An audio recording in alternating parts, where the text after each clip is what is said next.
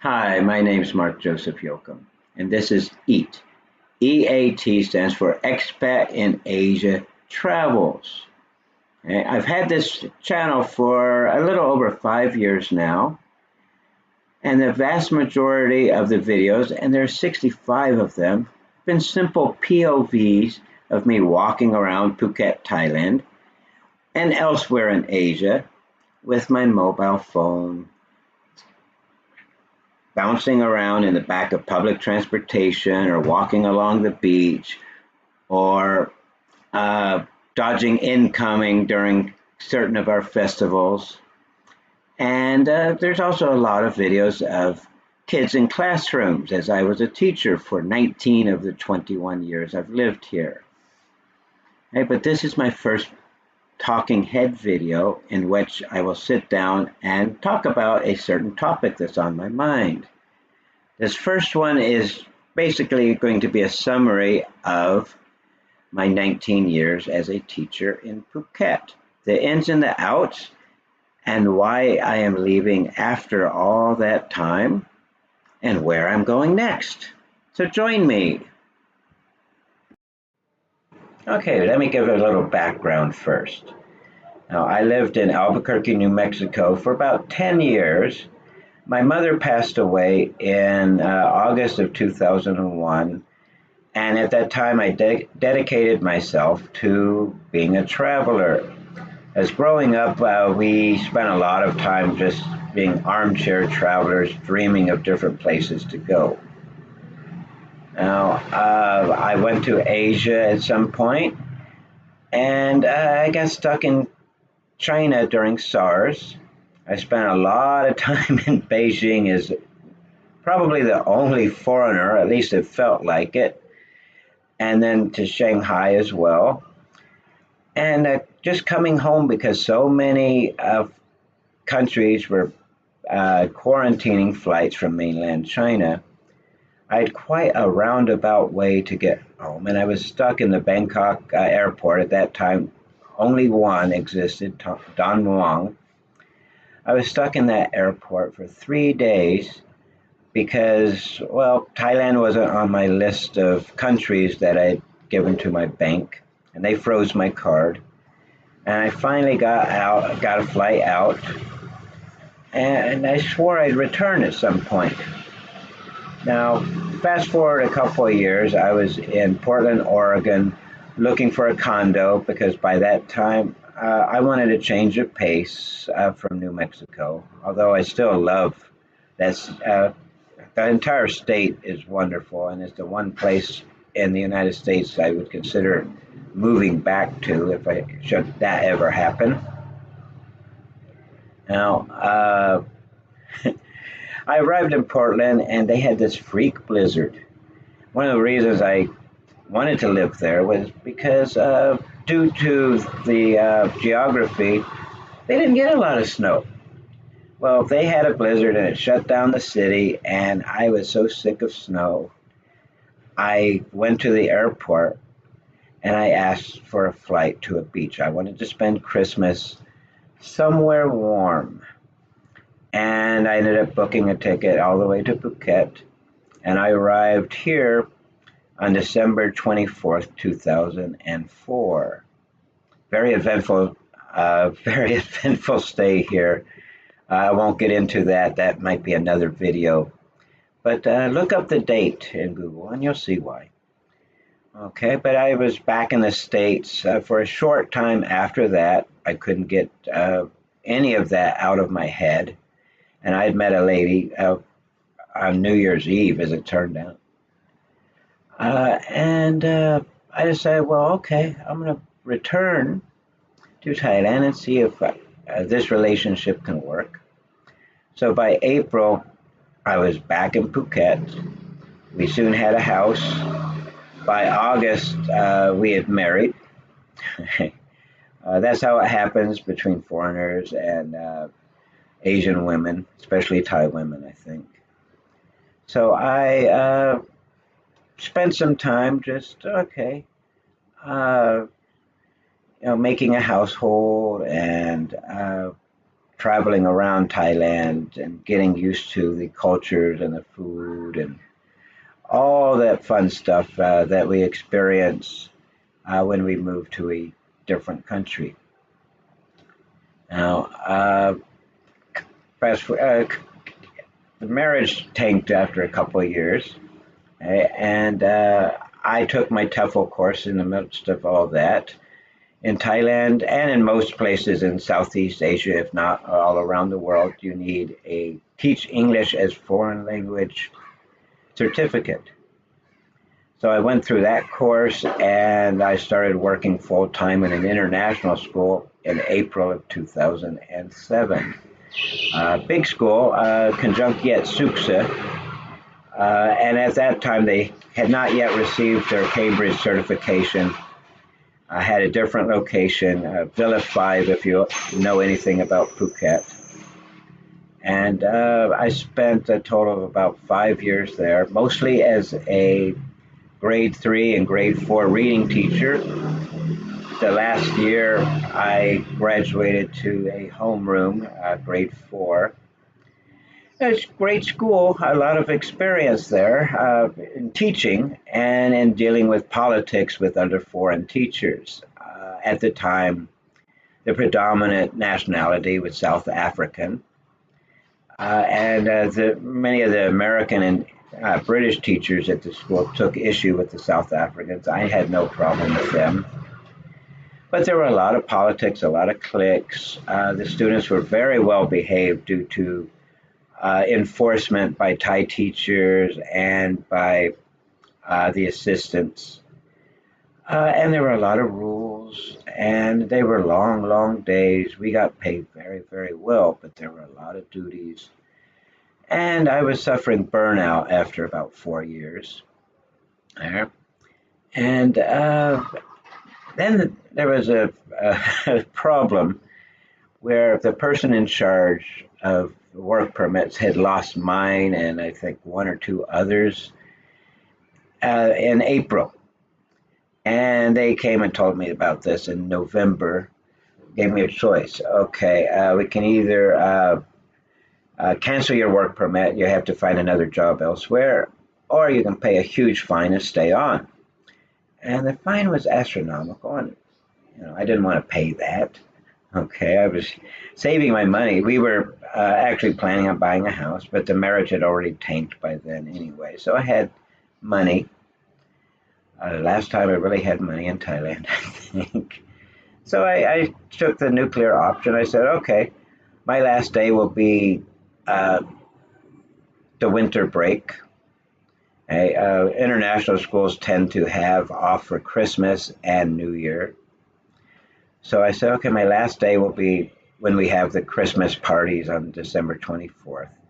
That was a sad day because I told all my students, and lots of tears, lots of hugs, lots of heartfelt messages they wrote on the whiteboards, and also they gave me a lot of cards, some of which I still have. And then I took a few months off and just traveled around Thailand as a solo expat, single expat. And by May, June, I was getting bored. I said, okay, I'm going to start work again. I have my teaching credentials. I have 5 years experience at international school. But I don't want that huge amount of work, and I wanted to see real Thailand. I just spent several months traveling around, and I thought, that's the Thailand I want to work in. So the best way to do that was either go to a small village in some other province or something, or in Phuket, work for government schools. Now, the municipality governments operate a huge amount of schools. They're big schools, okay, grammar schools, lower and upper primary, high schools, sometimes combined all in the same school. And most of those are hired through agencies rather than direct hire. I'll talk a little bit more about agencies later on. But I got a job at At the time, it's the most highly regarded and the largest agency in most of southern Thailand, I believe, ECC. And my first job with them was a school called Pibun Sawadi, and I started on July 4th of, I mean, I'll get the year right, 2011, 2012, something like that. Okay, but I will pick this up later on or in a few days. I might travel up to Pibun just for some on location filming. Okay, Pibun Sawadi School, my first venture into government schools in Phuket. They've been missing the A. It disappeared either the first or the second year I worked here. Okay, I was looking for a place to sit down and the security guard wasn't too friendly. I just videoed a little bit. Alright, give me a second here. Yeah, security guard's not too friendly. I remember him too. Okay, I'm gonna sit here for a minute. Alright. Thailand has kind of an anti-foreigner attitude lately. So I'm gonna try this and maybe get run off. I'm at Pibun Sawadi School now, which is a municipality school in Phuket. It was my first government school. I started here on July the 4th, 2011. I was the very first foreign teacher ever. I covered grades 1 through 6. I learned a lot. This was a loud school, so I spent a lot of time yelling just to be heard over the din. They were very large classes, and often the Thai teachers were MIA. Occasionally I would have a Thai teacher sleeping in the back of the classroom, and I remember one who would wake up from her nap randomly and just start whacking a kid with a cane for no apparent reason. She just had a dream that maybe this kid was whacked, needed to be whacked. I found out also, because there was often no Thai teachers around, that if I needed assistance of any kind, ask the cleaning ladies, because they know all the parents of all the kids, and they could give me other information too. And I remember the food was very good at this school. If you arrived just a couple minutes late, all the food would be gone in the teacher's canteen, because they often brought takeaway boxes. But it was a good experience, and as I said, back then it was all run by ECC. In fact, the classes, instead of saying English, they would be listed as ECC. That was the name of the lesson, and it took a lot of explaining to the kids so they would understand that that was not the name of the class, that they were learning English and not ECC. One time I arrived at school at Pibun to find that it was completely deserted. No teachers, no students, but I found one cleaning lady who said, "Oh, they're all at the big field." So I came over here, which is very close to the school, and I found everybody preparing to march to another school up the other side of Phuket town, carrying a giant statue. I think it was King Rama the Fourth statue. Big ceremony, and I remember walking in the parade because everybody said, "Oh, teacher, come, come, come." And all the kids are along the route are waving flags, and I made a big deal because, you know, oh, foreigners were rare in Phuket back then. Now there's too many of us, so they shoo us away if we're in the wrong spot. Here I am at the back entrance to Pibun Sawadi School, which was the first government school I worked at in Phuket. I used to teach in that building right there. We called it the old building then. Used to have trees on both sides, but the last year I worked there, they started cutting down the trees in the middle of, during the classes. So branches were falling and it was loud from the chainsaws, and yeah. Now all you hear are roosters. And you have the walk right across the street.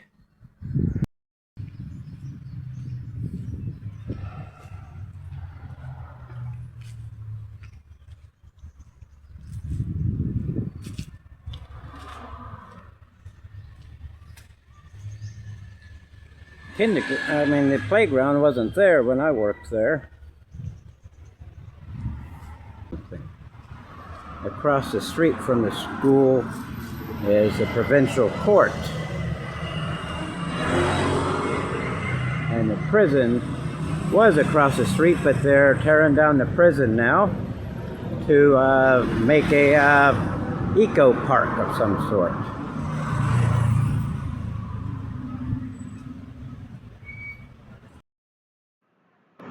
I wanted a bit more on-location filming, so I came up to my last school, and the kids aren't here.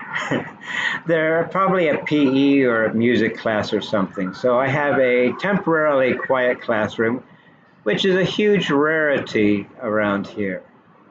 All right, now let's backtrack to about 2018, I think. I was working at Phuket and Phang Nga Municipality School in the mornings, teaching grade high school. Okay, that would be about, let me think here. Grade 9, grade 10, somewhere in there. Okay, we call it Matium. Matium 1, Matium 2 goes up to Matium 6. Anyway, I was teaching there in the mornings and doing fill-in work in the afternoons, mainly at Phuket Municipality School, grade 3, and a bit of science in grade 4.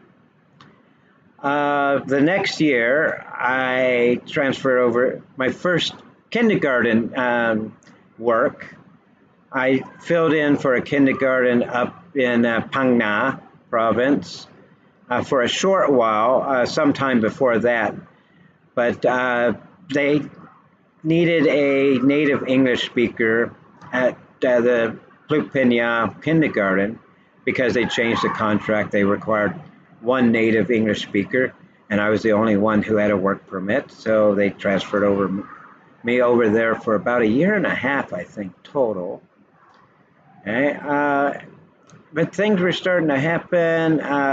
My boss's kids, Kunanasan, I think I mentioned him earlier, great boss, really took care of everybody. His staff, all the teachers, we all just loved him. But his kids got accepted into university in Canada. They went, he went with them to get them settled, came back, and then his wife decided to go and open a Thai restaurant. I believe they settled in Toronto. And we had a big farewell party for him in around January or early February of 2020. I remember he came to the Super Bowl watching party with me at like 6 o'clock in the morning at this local resort because my Kansas City Chiefs were in the Super Bowl for the first time in 50 years. So he came and watched that with me, and I spent the whole time trying to explain the game to him, but he's a great guy. And he started to train a replacement, and then COVID happened. He had several tries, and he finally made it to Canada right before they shut down the airways. A lot of the teachers left before the end of the school term because they didn't want to get stuck here. They wanted to get back to their home countries. So I had to finish their grades and their paperwork.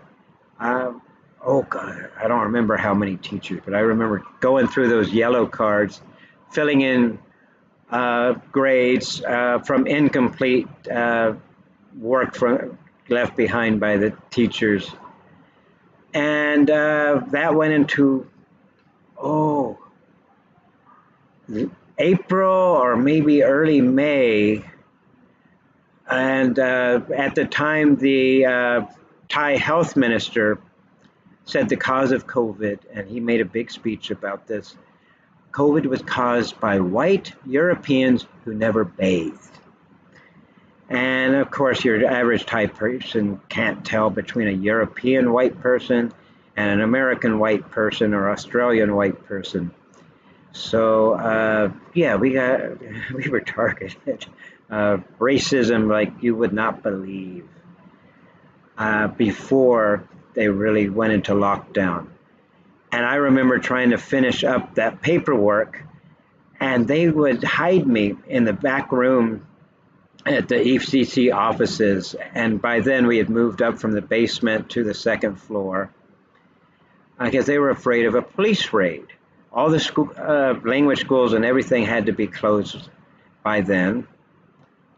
But I needed to finish that paperwork, or else if they did not submit that to the schools would not send the money to pay the teachers. So I was furiously trying to finish that, sometimes in the darkness in the back rooms, and eventually did. And they finally said, okay, go home. And then 2 days later, complete lockdown. And Thailand, they pulled the trigger. They had strange lockdowns. I don't remember the timeline, but there was one, I think around June or July of 2020, where you could not go from Tambon to Tambon. These are small municipal areas. It'd be like going from one suburb to another, even though they were next to each other.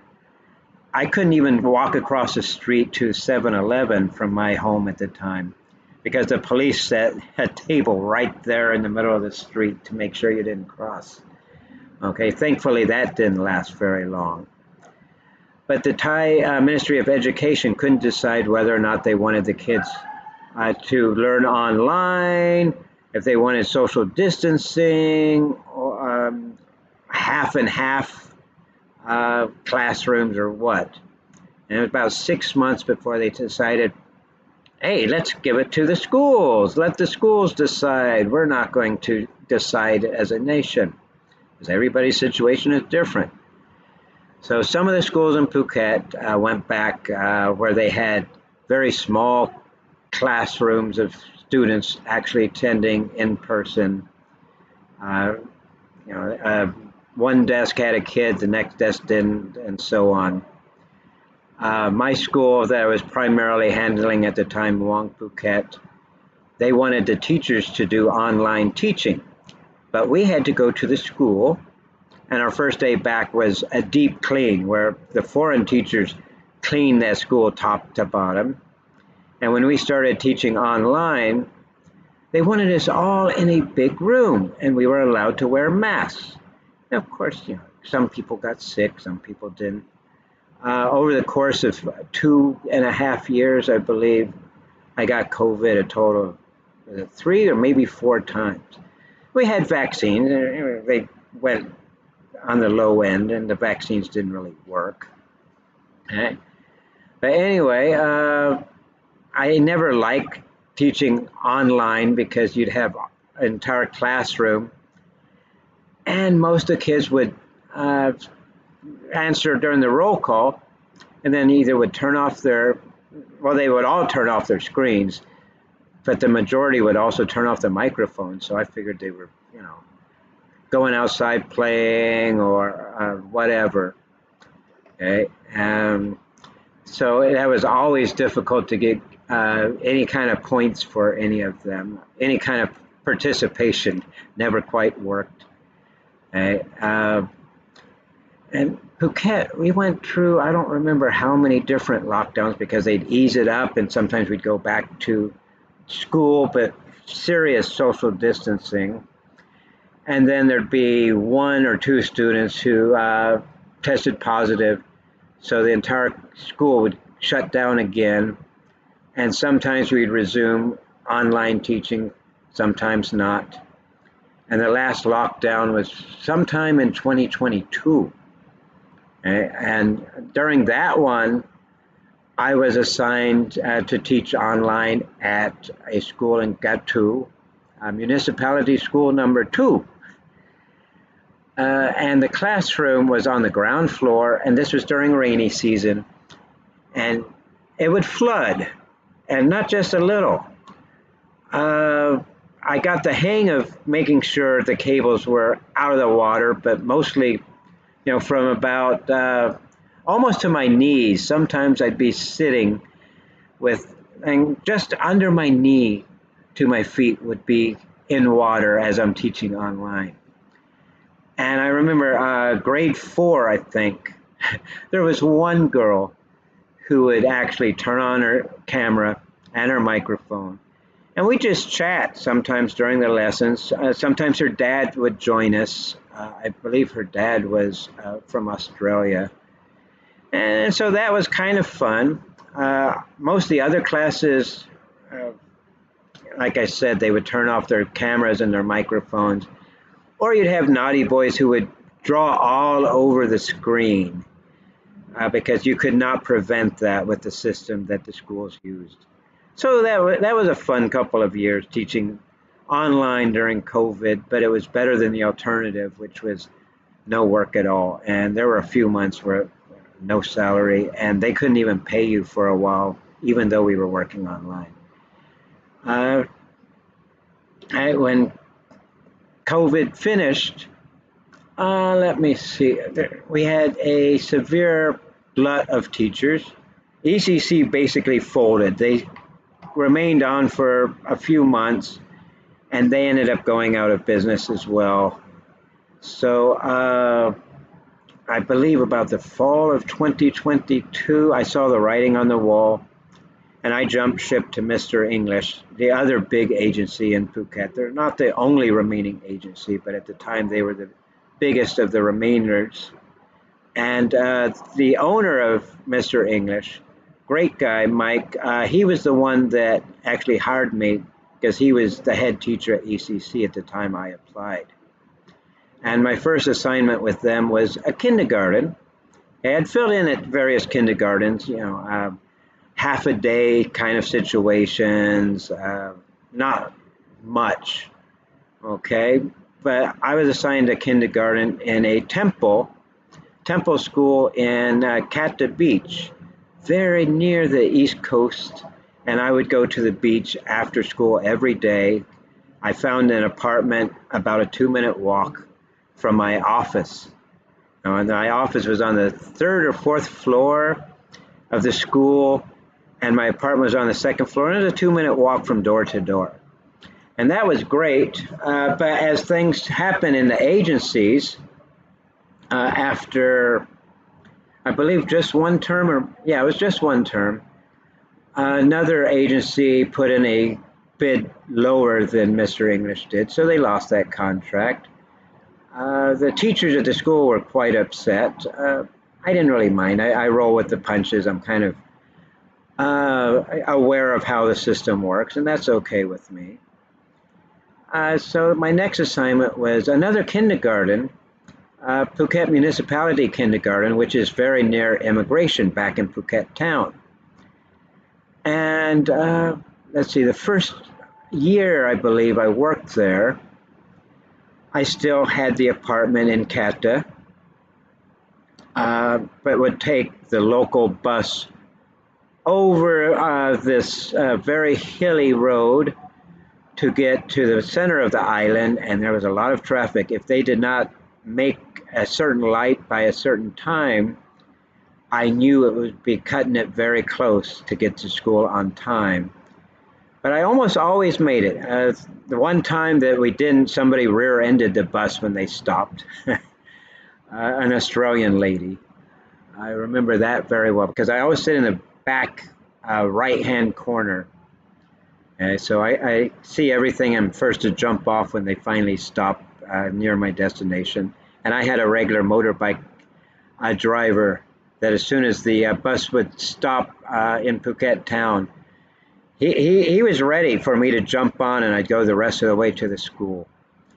But my girlfriend decided, it was much better for me to live closer to the school.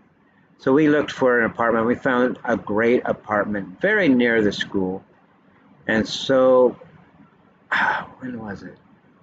July of, I want to say 2024.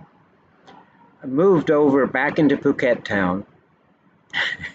And of course, at the end of that term, the director moved the school, and the new director decided he didn't want an old man teaching the young kids. Even though I'd spent a year and a half at this school, and everybody really loved me there because I really got into it. I took care of the kids even during nap time. So the Thai teachers could have a little break and they didn't have to sit in there while the kids were sleeping. I didn't mind. I had a good repertoire of dancing songs and fun activities and things. I loved kindergarten. That was a blast. But again, okay, they moved me. Uh, I believe I did some fill-ins for a little while, and then second term of 2024, I was assigned to Ban Mariep School, which was a long way from my home. No more walking to school. I had to take a motorbike taxi around 30 or 40 minutes. And we had a horrendous rainy season that year. But okay, take it in stride. It was another good school, although I taught a class that was super loud. P2/2 was my homeroom.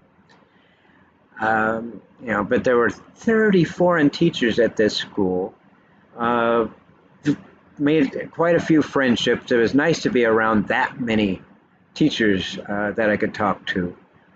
Uh, Enjoyed that. And then at the end of uh, this past year, let's see, we left, the last day was September 30th, 2025, and we had a month-long break, and we were supposed to return on November the 1st. Well, about a week before the start of the second term, they let us know that they had lost a contract. A university from Bangkok came in, they were the low bidder. And that was kind of a nightmare, I think, for the agency, because we had a new person in charge of Phuket immigration, the one that in charge of approving teacher visas. Okay, the non-immigrant B visas for teachers specifically. She decided for some reason she put a block on the agency, and they could not renew new visas, could not extend the visas or renew the work permits after a certain period of time. And that's still the situation with that agency. And okay, I was panicking at the time, and they said, because a lot of the Filipino teachers and the South African teachers, their visas expired at the end of October. So they had to leave right before the end of the month to go to a neighboring country and then return to start the whole process over again, which was kind of a mess because they couldn't issue any new documents. So it was suggested to me to find work elsewhere because there was no guarantee the situation would change by the time my own visa and work permit expired in mid-December. Now, my birthday, December 3rd, I turned 60.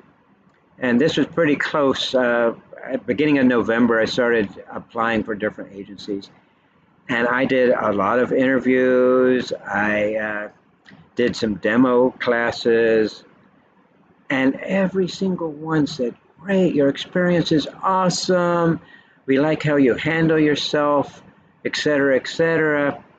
We'll pass it up to our bosses. And the bosses invariably said, no, he's going to turn 60 very soon. We don't want to risk it. Immigration was starting their crackdowns. And then it became known on November the 20th just how far those crackdowns were coming. And what was in the public was very much that they were going after visa runners. But truth be known, all of the things that were already policies with immigration were now being enforced. Phuket, even more heavy-handed than most other provinces. Before, and I was assured this was okay, 60 is mandatory retirement age in Thailand. But unofficially, they left it up to individual schools. They could they could change the clause in the contract, and I was sure it wouldn't be a problem. And then they found a position for me at the Mr. English Agency, so I didn't have to jump ship. I kept hitting walls due to my age. They said, okay, we're going to assign you to the school where I'm sitting right now, Phang Nga School, municipality school, near my home. It's about equidistance between my home and the immigration office. Both are a very short walk away. And I will wrap this video up with the last month that I was a teacher. This morning I am walking to the immigration office for what will hopefully be my very last time. It's a short walk from my home, about 15 to 20 minutes. It's a school rush hour, which I kind of miss. Now, what I'm going for today is a 30-day extension on a visa exemption. Okay, extension on the exemption. How did I get here, to quote David Byrne in Talking Heads? Well, as I said in my previous segment, November 12th I started a new school very near my home. Great school. I taught grade 5 English. I was intensive English program.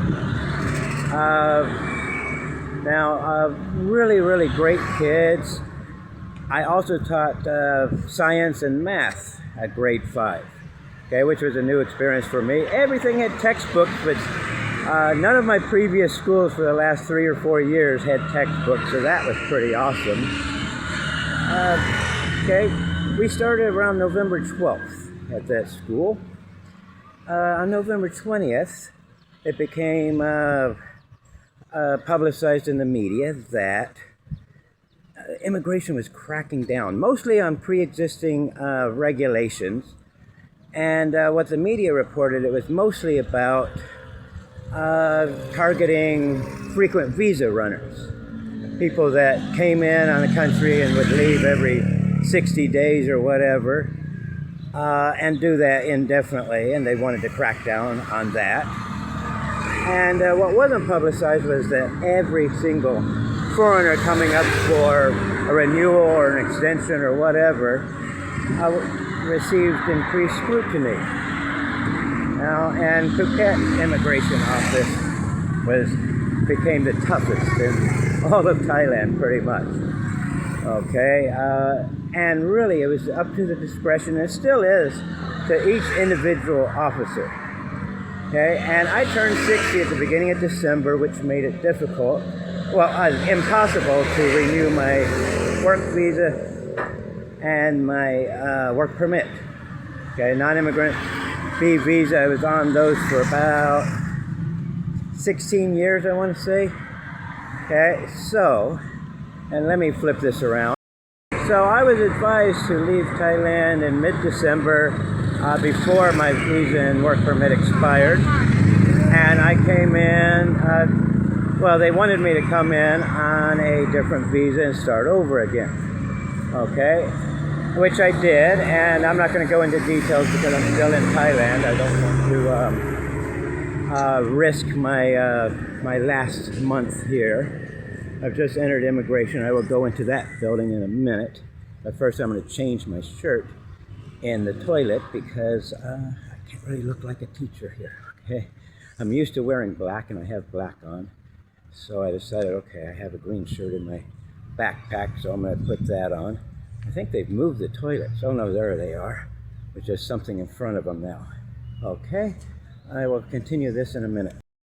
Okay, well, I was at this school, and with the crackdowns, everybody started panicking and things. So I did this mid-December visa reset flight to Kuala Lumpur, Malaysia, and assumed I could come in. American passport is one of the 93 countries that Thailand has a visa exemption agreement with. But the day I returned to Phuket, I've come to find out that Trump managed to piss off the Prime Minister of Thailand once again over basically his claims about negotiating the short-lived peace treaty with Cambodia. Okay, I can't get centered here. There, that's better. Okay. So anyway, American passport was the first thing that kind of flagged me. Got off the plane, in Phuket, and they said, "Oh, American." Okay.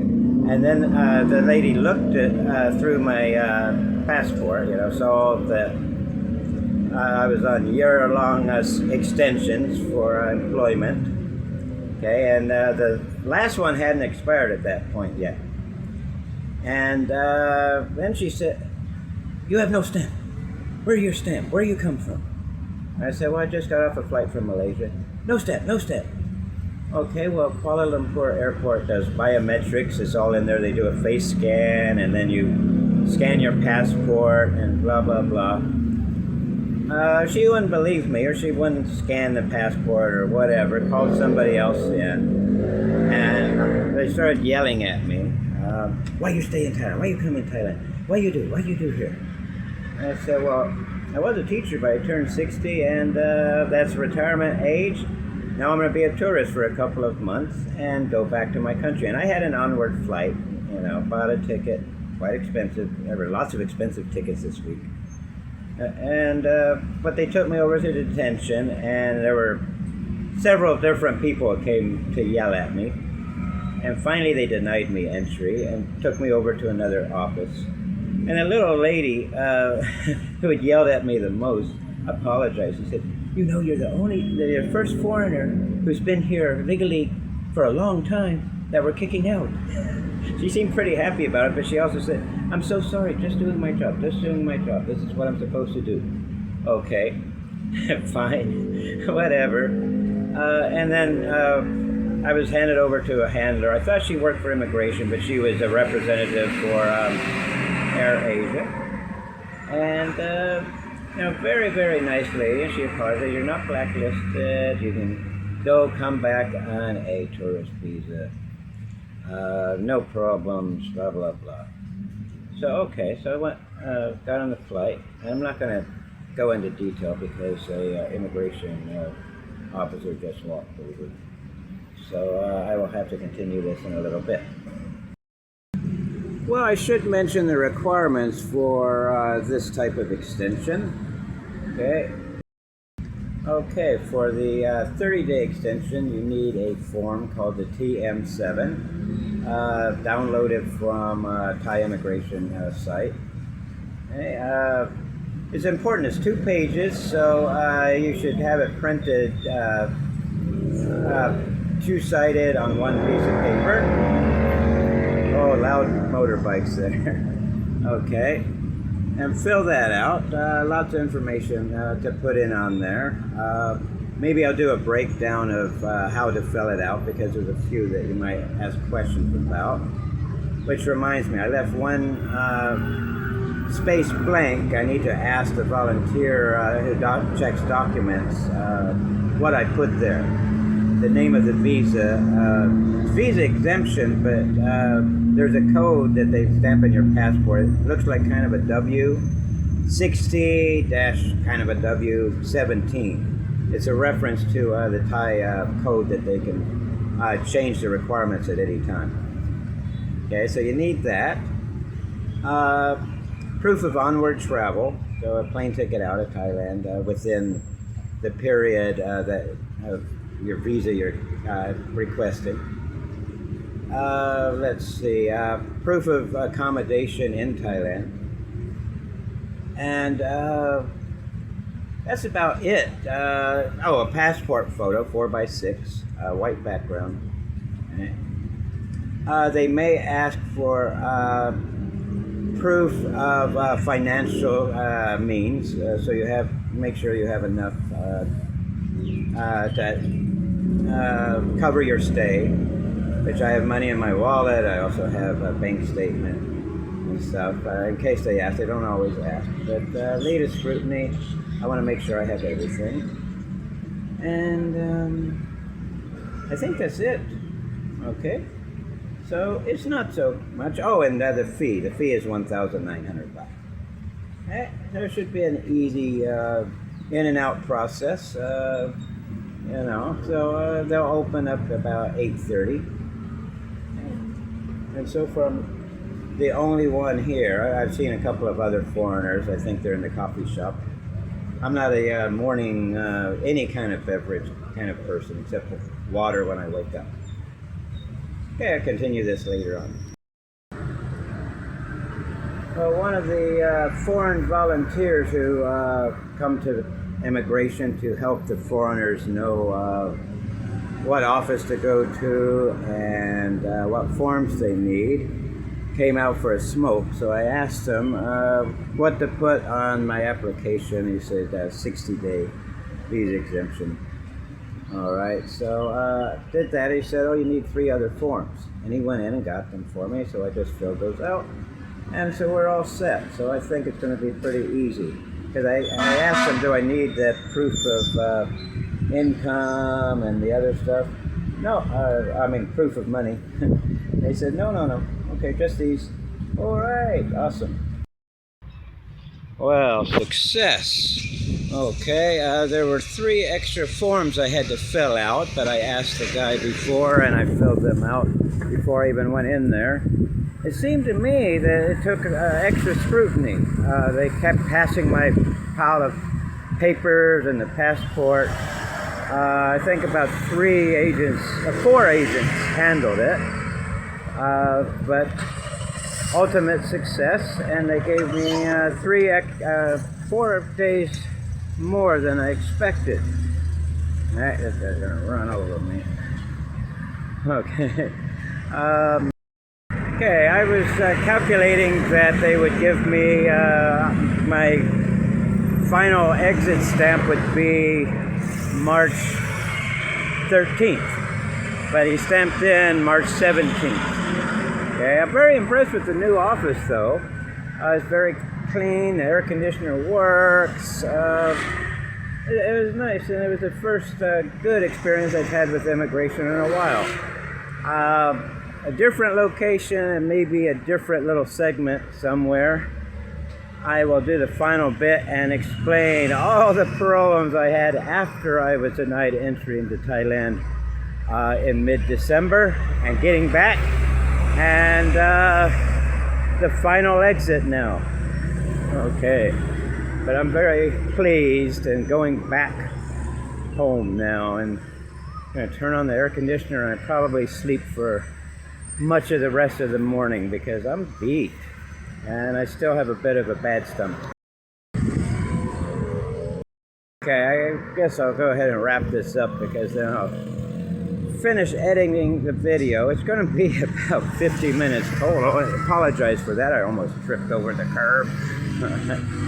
But okay, I was returned to Malaysia, and let me tell you a little bit about that flight. Let me see. I explained to the Thai Air Asia lady that I had put all my money into U.S. dollars. Okay, I wiped out my account because I needed to show money at immigration. When I came in, you have to prove financial means. Okay, and they never asked for the money, nor did they ask to see money today. Okay, I think that's just a myth. Anyway, because she said I need to buy a ticket for a flight that night, or I could stay in detention. And she was very kind. She said, "I don't recommend that." Okay. So I said, "Well, I don't have any cash, and there's nothing in my account." And she said, "No problem." And she got a security guard to escort us over to the exchange booth.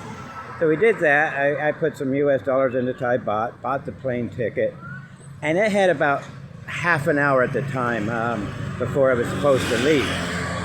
And but they needed to take some pictures, and every Thai group of people need to make a bunch of selfies or whatever. So that took a little while, and then we rushed to the gate to find complete chaos. The flight wasn't there, and so we waited. She had two security guards escort us to the gate, and they babysat us for a while. I had control of my passport the entire time, and the flight ended up being 3 hours delayed. And right before the plane arrived, they changed the gate, so everybody had to run up. It was on a different level in the airport, so we had to do that. Okay, I'm at my old school. Maybe I'll go inside and say hello one last time, or they have a Chinese New Year thing tomorrow, I think, so maybe I'll wait for tomorrow. Or maybe I'll go in now. Or I'll sit on the steps and finish recording this. Yeah, that was my last school. Okay, so I'm going to sit over here for a moment. Where's the sun? In my eyes. Okay, let me do this. All right, so anyway, we boarded the plane. There were a couple other people from my earlier flight who were denied as well. They were denying people left and right that day. And we were taken onto the plane. They still had control of our passports. We were last aboard, and we were given, I was in the third row up front. I guess it's business class, maybe? Okay, upgrade from what my seat said, what my ticket said. All right, so not an uneventful flight. There was a drunk Australian in row one on the left side, and a family, a mother and father, and two young kids on the right side. Okay, so they cried on the takeoff. The drunk Australian took exception to that, and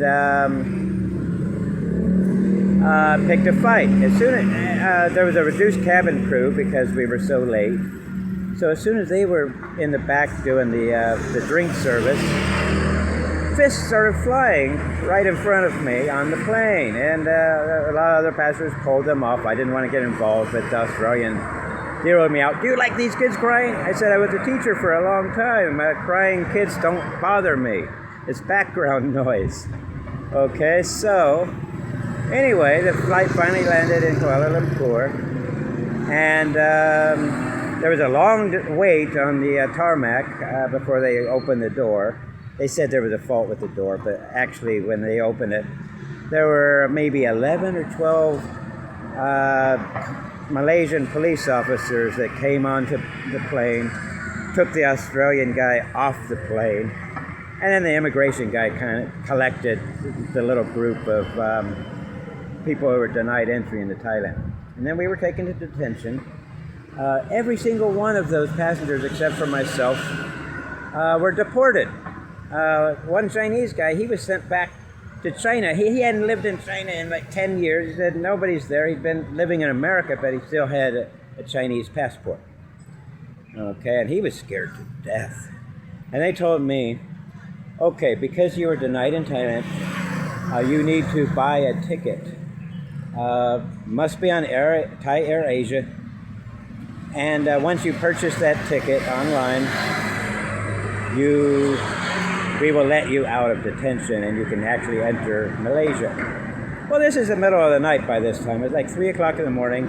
I still had an empty account because I still had a wallet full of now Thai baht and US dollars. Didn't do you much good. Idiot. Doesn't do you any good in Malaysia, so. And there was, no nice airline representative to take me over to currency exchange. So I texted a bunch of people I knew, my family and other people. Can you loan me enough money to buy this ticket? And of course, my bank shuts down in the middle of the night for overnight maintenance. So that was another problem. The person couldn't transfer money at first, but we finally got that sorted, and around 5:30, I was stamped into Malaysia. And the funny thing was, the initial guy, when they made the decision, we're only going to you have 10 days in Malaysia. Get a visa, go to another country. Okay, you have 10 days. All right, well, I guess they didn't put in the computer or something, because by the time I stamped into Malaysia, they had a shift change, and the guy gave me 90 days, I think. It still hasn't expired. Okay, but I got into Malaysia, and I thought, okay, this is Sunday.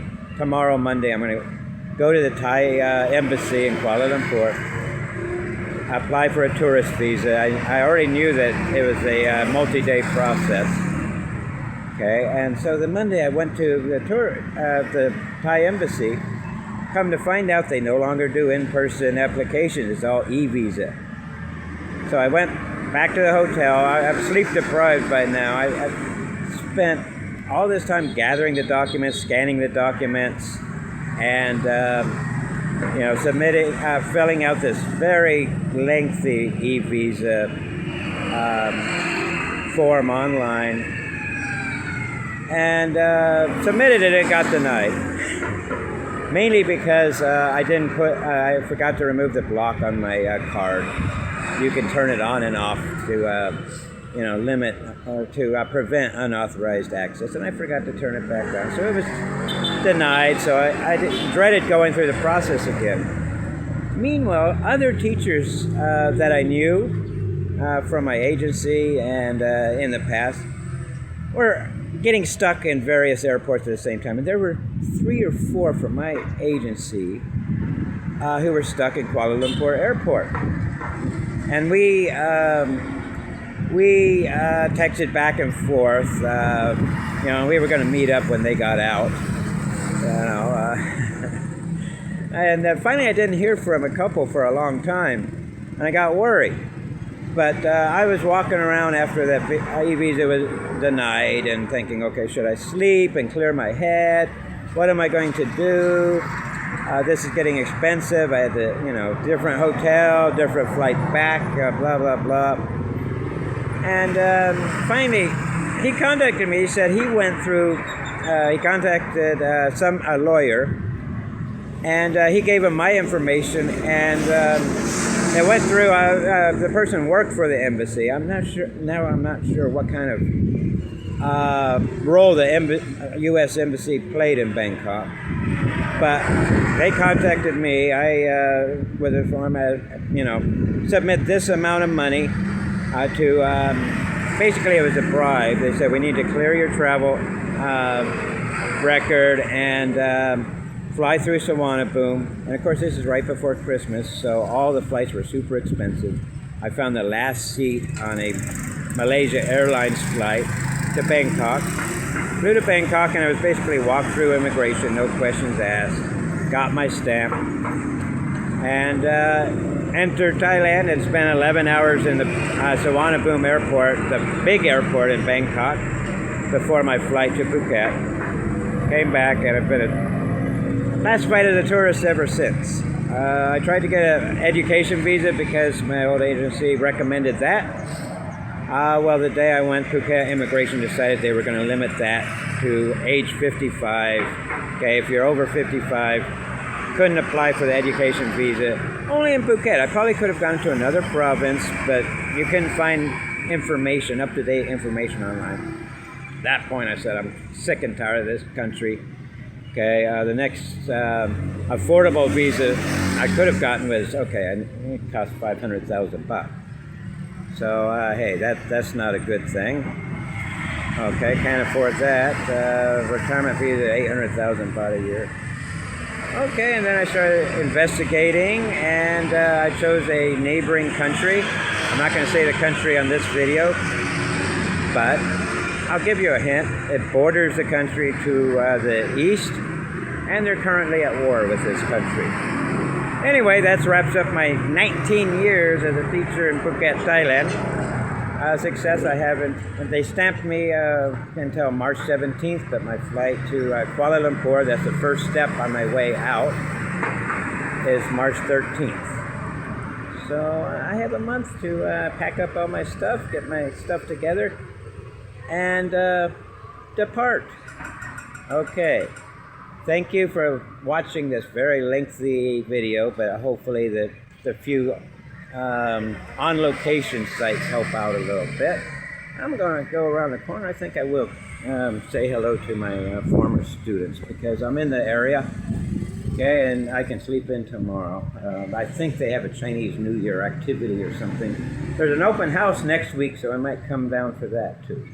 Okay, and the Thai teachers love that because I help out with the kids so they can go and drink their iced coffee or smoothies or whatever.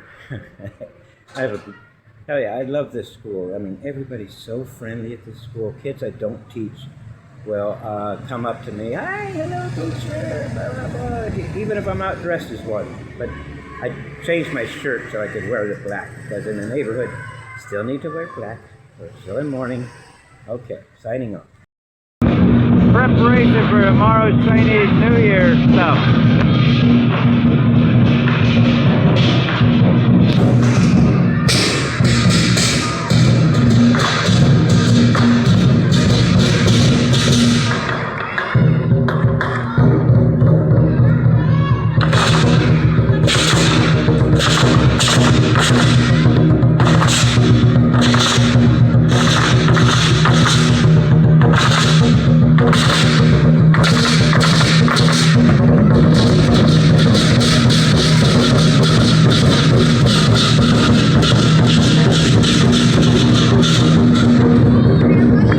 Watch out for stray balls over in this area.